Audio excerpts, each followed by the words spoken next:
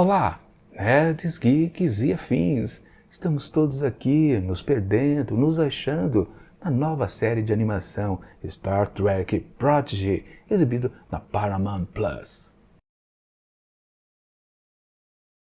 Pois bem, pessoal, finalmente estreou aqui no Brasil a nova série de animação relacionada à franquia Star Trek. Sempre lembrando que a primeira foi lá nos antigamente, depois que a série original foi cancelada depois de 3 temporadas, se passaram alguns anos, aí já na década de 1970, onde tivemos aquela experiência bastante interessante da Star Trek série animada, com uma pegada bem parecida realmente do que a gente já via antes em carne e osso. Mas foi algo, digamos, que talvez não funcionou muito, tanto que não durou também lá muito mais do que o próprio programa original. De qualquer forma, né, agora em tempos modernos, se faz muitas coisas relacionadas à animação quando você quer desenvolver um pouquinho mais o seu produto, ou seja, você expande em spin-offs exatamente produtos de animação. E sim, agora nessa nova era que eu chamo de era de latão, era do Alex Kurtzman, ele já havia produzido pra gente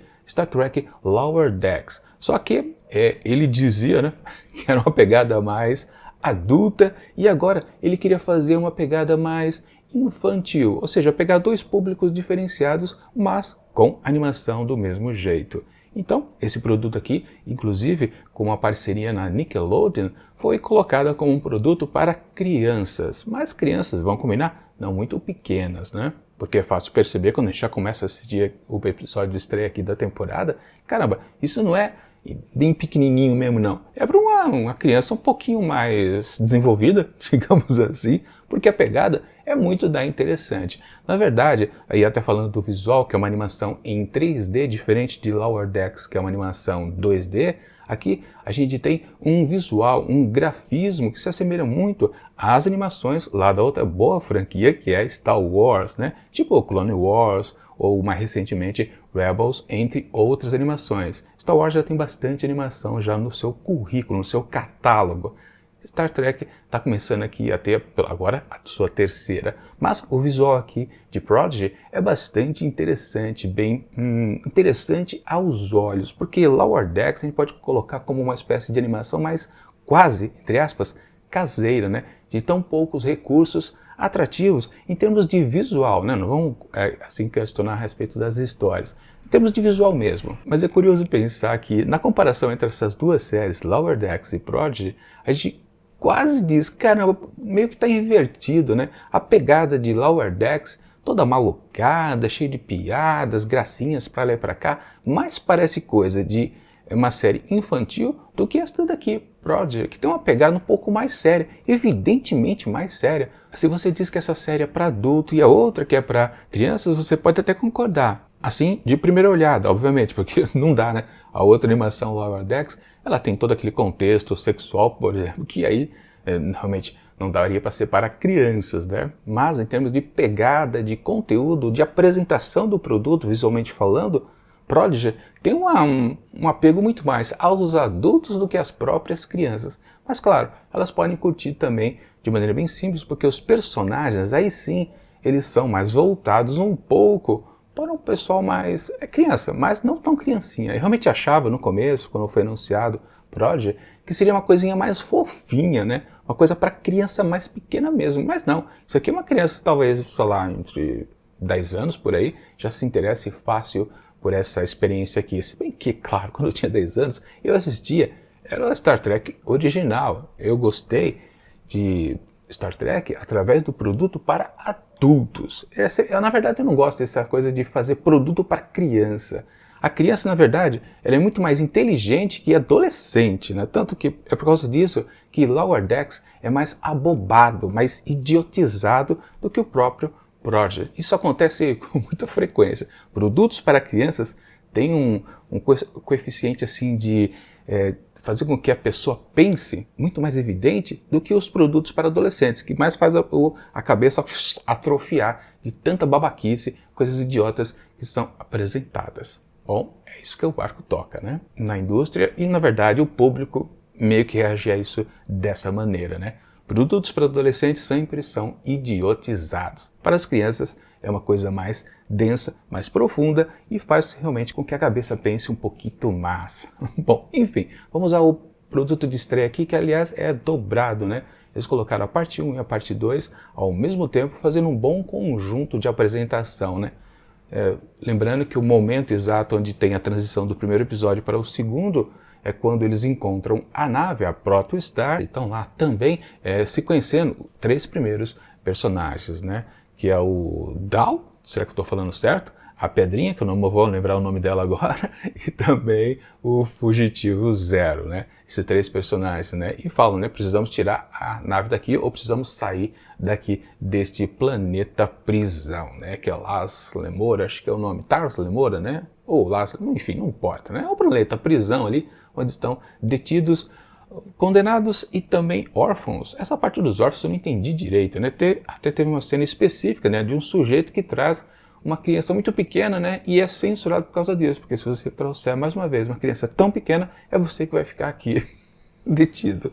Enfim, não entendi lá muito bem esse esquema das crianças e principalmente órfãos ali colocados. É tipo um orfanato com trabalhos forçados, é isso? Uma coisa meio esquisita, mas ok, vá lá, é ponto de partida, não sei se isso realmente vai continuar para os próximos episódios. Bom, o que vale aqui, lá naquela localidade, naquele modelo de prisão, né, tem um certo, digamos, diretor, nominado como Adivinho, e parece que ele está num tanque, né, parece um tanque de Bacta, né, já que tentando colocar, se conectar com outra série Star Wars, né.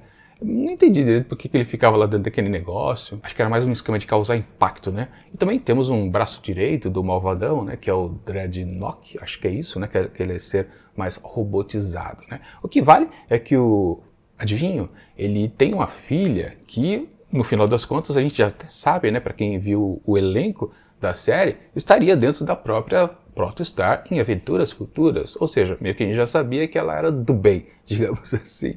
Aliás, ela se vende fácil com uma pessoa que se importa com os outros, tanto lá no caso daquela criancinha super pequenininha que parecia um gatinho, né, que foi convocado a ficar lá no modelo prisional, e também nas questões que ela fazia referente, talvez a alguns ensinamentos do seu próprio pai, né, que ela não concorda lá muito bem com as coisas, né, ela que nunca saiu ali daquele planeta e sempre sonhou em alcançar as estrelas. Bom, na verdade, tem uma certa temática esse episódio aqui de apresentação da série, né, aquela coisa de se libertar, né, o robozinho, que na verdade não é um robô, né, o Zero, ele é uma entidade incorpórea, mas que na verdade ele fez uma carcaça robótica justamente para se acondicionar lá dentro e não espantar as pessoas, né? Conceito interessante do personagem, que ele era usado como arma, algo bastante curioso. E com certeza a série vai explorar isso mais para frente. Era por isso que, claro, o Adivinho queria pegar ele, mas no fundo, o grande objetivo do vilão aqui da série, pelo menos por enquanto,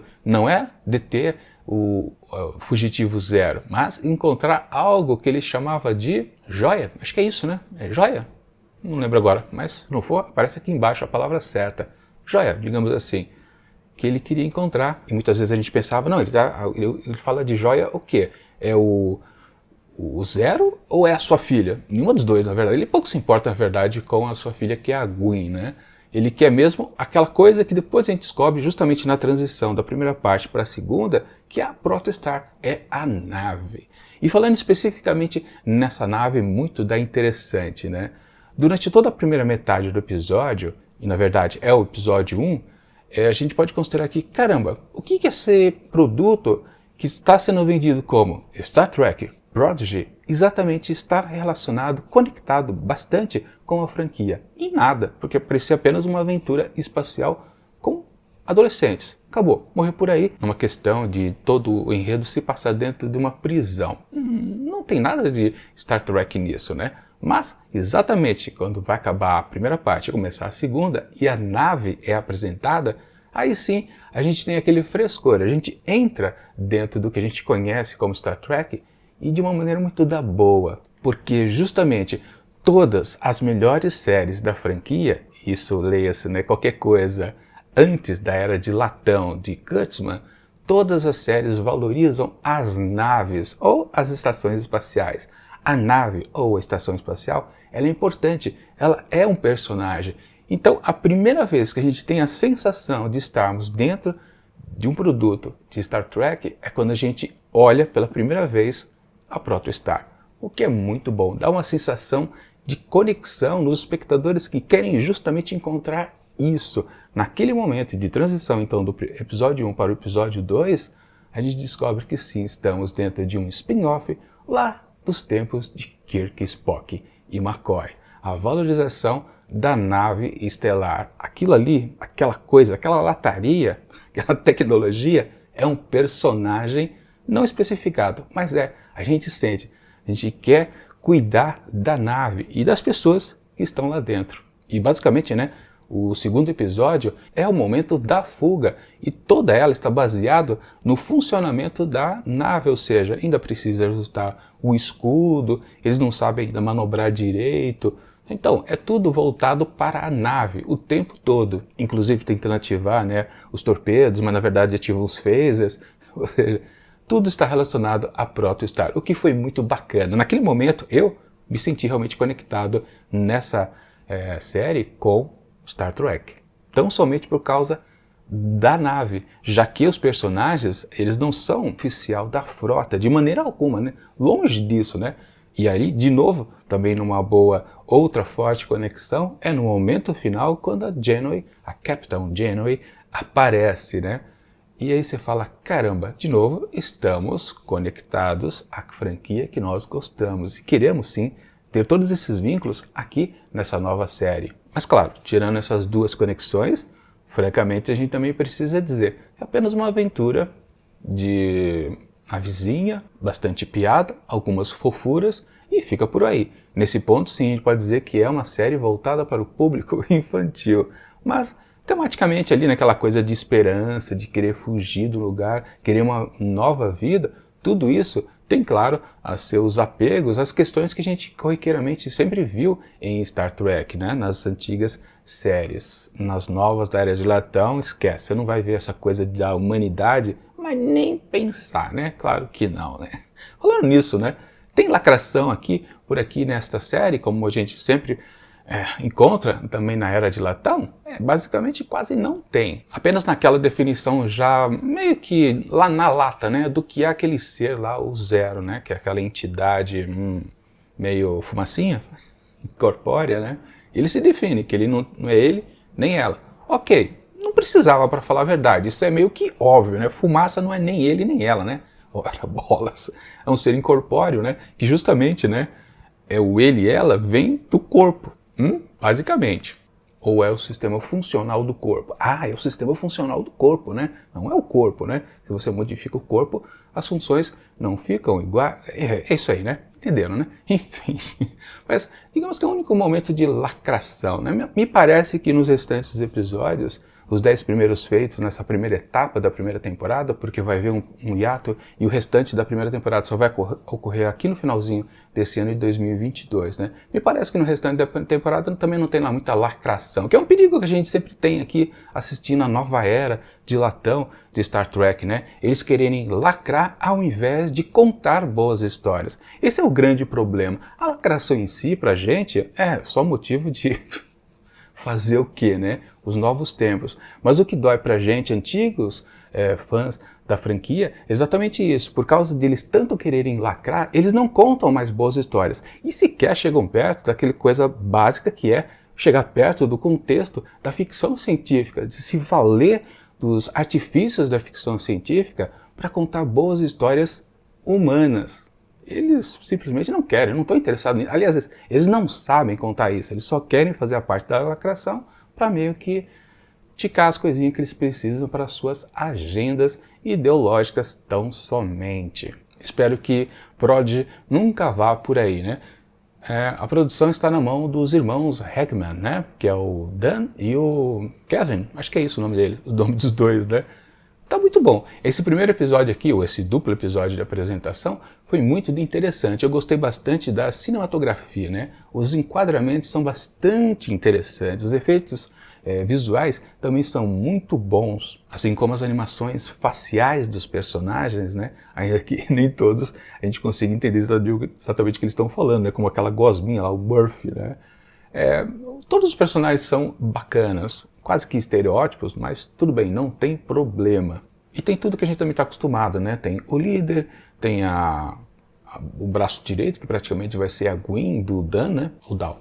Nossa, não me decorei todos os personagens. Aliás, da Gwen achei interessante, né? Quando aquelas listas que ela tinha, como se fosse quase tatuagem no braço, na verdade é uma bela de uma arma, né? Achei, caramba, bem sacado aquilo lá. Tem o Brutamontes, que na verdade é uma Brutamonte, e também não é a Brutamonte, né? É uma garotinha de apenas 8 anos, né? Quer dizer, aqui ainda não está tudo nominado. Inclusive, né, o tempo onde se passa a história também não foi definido aqui nesse episódio. A gente sabe, claro, vendo artigos por aí na internet, mas não dá para determinar ainda nem que eles estão no quadrante delta. Isso também é curioso, né?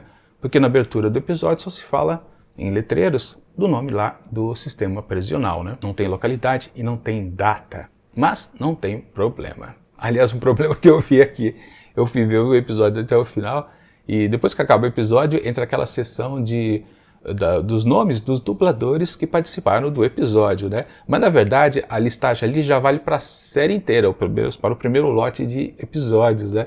E você toma um belo de spoiler se você for ver essa sessão dos nomes dos dubladores, porque ali está listado todos os personagens que eles fizeram, não só desses 2 episódios, mas de todos os 10 da primeira levada. Pois é, então você vai descobrir vários personagens que vão aparecer em episódios futuros. Então não fica olhando até o final, não prestigie o nome dos dubladores, porque senão você vai tomar spoiler. Já sei de todos que vão aparecer no futuro, mas não tem problema. Para quem é fã, você já fica na expectativa. Oba, vai aparecer esse personagem legal. Bom, e antes de terminar, meio só para dar um resumo do que é essa primeira história aqui, ou dessas 2 primeiras histórias, que na verdade é uma só, né? É a fuga desses personagens lá então desse sistema prisional. Eles se juntam para tentar ligar a nave, né? Porque no mínimo quantas pessoas precisam, né? O Zero diz, talvez umas 5 ou 6 pessoas, que é exatamente o time que vai sendo montado aos poucos, com a diferença única, né, que tem uma pessoa indo à força, que é justamente a filha do adivinho, que é a Gwen, né? Ela meio que é sequestrada, meio que para garantir que eles não vão ser pegos. Só que a gente sabe muito bem, né, que o vilão não tá nem aí para a própria filha. Ele quer a nave, mas ele também não faz muita força para deter a nave porque ele quer ela inteirinha, sem nenhum risco. Ele diz isso lá para o seu capanga, o Dreadnought, né? Cuidado, não acerta a minha joia. Eu tô sabendo, chefe, tô sabendo. E ele tenta apenas impedir a abertura lá que a nave iria escapar. E bom, também no resumo, todas as cenas de ação foram interessantes aqui nesses 2 episódios. Os momentos de gracinhas também foram eficientes, a gente se diverte. E também, claro, os momentos de fofura também foram muito interessantes. Então estava tudo certo, tudo redondinho aqui nesse episódio. Não tem o que reclamar. A única coisa que a gente pode dizer contra é que exatamente a gente não sabe para onde que a série vai, nem onde ela está situada de fato. Ok, qual é a proposta da série? Não dá para saber nesses 2 episódios. Conceitualmente a gente sabe porque a gente já viu artigos por aí também na internet, e só isso, mas é um erro talvez do roteiro não dizer exatamente a que veio. Esses 2 episódios, ainda que colocados como um todo, eles não apresentam o básico da série. O que vocês vão ver nos próximos episódios? Não sabemos, é um completo mistério, mas ok. Pela apresentação, pela abertura, você já ficou fisgado ou não? Eu, por exemplo, fiquei bastante, muito mais do que quando eu assisti Lower Decks. Aliás, não posso nem dizer que eu assisti Lower Decks, porque eu parei de assistir Lower Decks lá pela metade do caminho. Eu simplesmente esqueci de procurar lá no serviço de streaming Sparrow Plus os novos episódios. Quando eu vi, caramba, eu não vi o dessa semana, e depois passou outra, aí eu acabei largando de mão. E por esse motivo que eu nunca fui atrás antes, porque Prodigy foi lançado lá nos Estados Unidos em outubro, se eu não me engano, de 2021. Eu nunca fui atrás, eu nunca fui lá na Sparrow Plus pegar os episódios. Não, preferi, deixa pra cá. Eu não sei se a série vai ser boa ou não. E agora parece que todo mundo está dizendo que ela é interessante de ser assistida. Estou na confiança realmente de me empolgar, como eu me empolguei aqui nesse primeiro episódio. Enfim, gostei muito dessa experiência de abertura e vou comentar todos os episódios já lançados todo dia a partir de agora aqui no Mantado Nerd. E ainda bem que a série estreou agora, dia 11 de fevereiro de 2022, quando foi lançado também, 2 dias atrás, o retorno dos novos episódios de Prodigy, ou seja, teremos provavelmente a cada nova semana a continuidade desse primeiro lote da primeira temporada então da série, que já foi renovada para a sua segunda temporada já está sendo escrita. Enfim, gostei do produto, desses dois produtos, e eu posso dizer que para os dois eu atribuo a mesma nota. 4,5 asteriscos. Não dou 5, mesmo tendo gostado bastante, porque eu quero ainda pegar aquele episódio, caramba, foi muito bem escrito, muito bem produzido, muito bem dirigido. Eu quero ter essa sensação. Não é porque é um produto que começa bem que já pode ser colocado como perfeito logo de cara, não. A série ainda pode melhorar muito, mesmo porque eu apontei o erro. A série não disse nesses 2 episódios iniciais a que veio. Ela não deu a proposta de partida. Quer dizer, ela deu a partida, mas não disse o que ela vai fazer depois. Ainda que a gente possa mesmo considerar aquele esquema básico de todas as outras séries. É uma nave explorando o universo. Audaciosamente indo onde nunca nenhuma série de Alex Kurtzman foi. É isso.